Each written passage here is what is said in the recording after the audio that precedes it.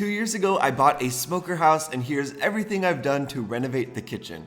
I started by removing this nicotine forest from above the cabinets, and my main goal was to open up this space. There was a non-load bearing wall in between the living room and kitchen, so I removed that and it started to feel a lot bigger in here. I will say it was a little bit of a bigger project than I anticipated, but totally worth it in the end. My sister and mom were here for the first weekend, and they helped clean all of the walls with TSP cleaner and then do a lot of coats of primer and paint in the kitchen as well.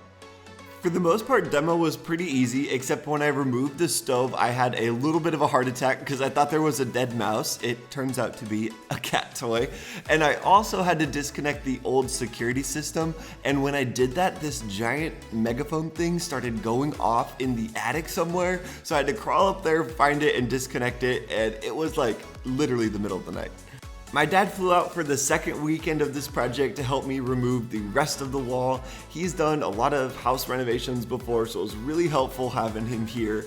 And I wanted to extend the new countertop past this wall so there could be a seating area. So we made sure to cut the wall the same height as the cabinets so that countertop could sit flat on it. Then we did patch all of the drywall from this new half wall and up into the ceiling, but I hired out for the texturing part.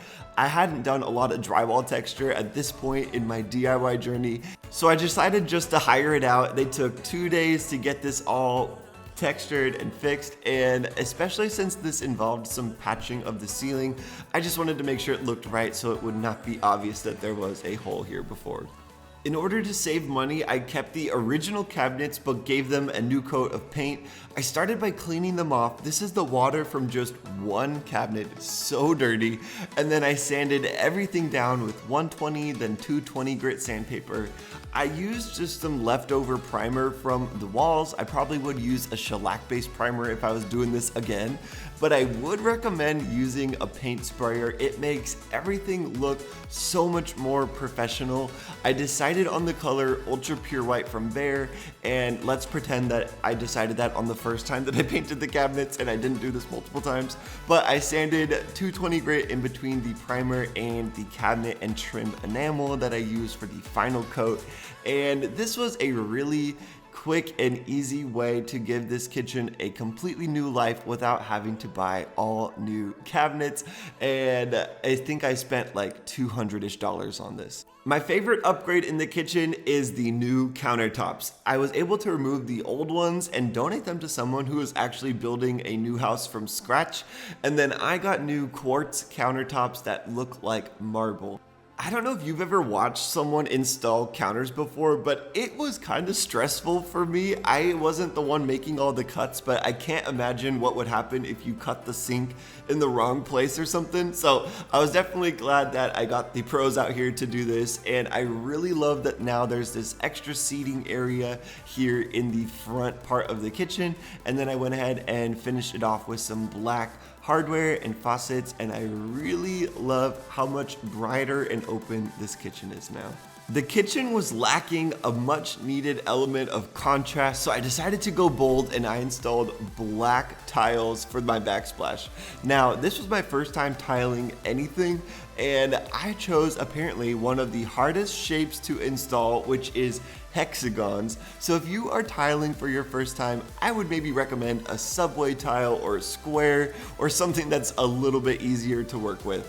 I was able to figure it out though, but probably the hardest part for me is I didn't quite know where to stop or take a break. So once I started getting them up on the wall, I just kept going till everything was there.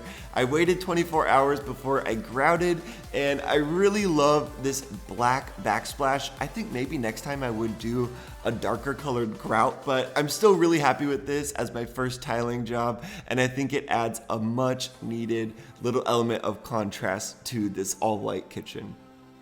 My last project in here was removing the old fluorescent lights. These had an old plastic cover on them that kind of looked like a skylight. I'm sure you can imagine what I'm talking about. So I decided to put LED recessed lights in the kitchen instead, and then I needed to fill in these old holes. So I put new studs in. Don't worry, they were pretty strong. I tested it out, and I patched the drywall myself, but again, hired somebody else to do the texture process because I wanted it to look very professional in here. I'm really happy with the results, and I think this modernizes the kitchen a ton. Here's a quick refresher of the before. I wish you could smell just how smelly it was in here from all the smoke, and here it is now. It's so much more open and bright, and I love the way this kitchen feels. One thing I didn't mention in this video is I did put new flooring in as well, and that helped brighten it up a ton. Let me know what you think in the comments, and follow me for more home DIYs and renovations.